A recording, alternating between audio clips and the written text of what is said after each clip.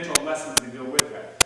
My background in martial art is pretty diverse, from kicking and striking to groundwork, tai chi, and weapons. But what I'm sensing is there's not a lot of interaction between the physical, the mental, the emotional side of the art. So what I'd like to do is give you a little bit of a lesson in the physical side of martial art, today's stances, and then I want to talk a little bit about how stances are affected in our real life, in our mental aspect of our life. So let's get started. Martial art, and most every stance that you're going to see, in every martial art you're going to see a forward stance. A forward stance is about shoulder width apart, back leg lock, front leg bends. Now in real life, you're not going to fight somebody like this, folks, because in a fight you're going to be bouncing around and in a dynamic stance and moving all the time. But I promise you that when you throw a blow and you transition for a shot, if you freeze the camera frame as you make impact, you're going to be in a front stance. So front stance, again, just so if you want to practice, back leg lock, front leg bench, so that you can't see your toes, 70% of the weight on the front foot, back leg here. Front stance or forward stance would look something like this if we were going in this direction this way. We're going to quickly transition, because I want these whole lessons to be about 5-6 minutes, folks, at tops. The next stance you're going to see in here, in most martial arts, what we call a middle or a horse stance. Obviously, it's because we're riding a fat horse, so the weight is evenly distributed. Knees bent, sinking down. Looks something like this. If I'm facing you, would be kind of here. And again, this is not something you're going to stand and fight someone and go, ah! I'm not going to do that. What you're going to do, though, is in transition of fighting or defending, as you crouch, you're going to move in and out and through a middle stance. So a middle stance is a good way to practice these. You just sit. And what you can do is just move from a middle stance into a middle stance without having your head go up and down. Same thing we do with the front stance. You can transition, trying to keep your head square, and you'll find that doing that is going to build some leg strength right away. The last stance I want to talk to you about, and I know I'm going fast, folks, but the last stance I want to talk to you about is your back stance.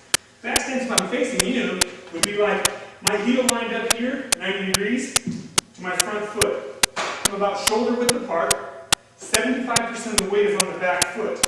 If I looked at it in this direction, you would see that my knee is over my back foot. It's like I'm sitting my right butt cheek down on a bar stool. Front foot forward. And this is one more in defense. So if we're fighting and somebody comes close to me, my weight is going to sink back down, and as I move through a combination, my weight may actually sit into a back stance position. Again, you don't fight somebody from a back stance. You don't fight somebody from a front stance. These are dynamic positions that are in transition. So again, ways to practice: stand and then try and keep your head still and back up into that position and sink. And if you can do that a minute or two each day in these stances, you're going to find that your legs develop great strength. And all martial arts, whether it's Aikido, Taekwondo, Tai Chi, Kempo Karate, are going to be built on leg strength and leg coordination. So that transitions us into a non-physical aspect of martial arts, folks, and this is something that I'm hugely big on. Most martial arts that I've studied in the 40 years that I've been in and around the arts focuses so much on the physical. And I want you to consider, and what I've done with my students over the years, is have them develop a side of martial art that is away from the physical, or said another way, encompasses the mental, emotional, and spiritual side of the art. So in keeping with this first lesson on stances, I want to ask you, what is your stance in life? And what I mean by that is, how are you projecting yourself in the world? Everybody in the world has a stance. How do you see yourself? How do you see yourself at work? How do you see yourself at school? And it's important for you to begin to be aware of how you project yourself into the world. Now, we focus on martial art in our system on some core concepts of compassion, of honesty, of integrity, of authenticity, and of service. So in this concept and in this lesson, I want you to think about, how is the world seeing you?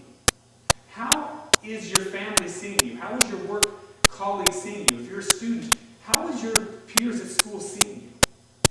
And begin to make a choice, a conscious choice of the stance in life you want to project. In my life, folks, it's pretty simple. I just want to project a concept of honesty, of care, of having fun, living the best life I can, and making the world a better place. So this is a quick little lesson, and I end it by saying I appreciate you taking time. We're going to continue on showing you some mechanics and kicks, some ideas, some aspects of physical martial art that you can practice, and also something to think about on the mental, emotional side. So until our next time, this is Ray Falkenberry. Say goodbye.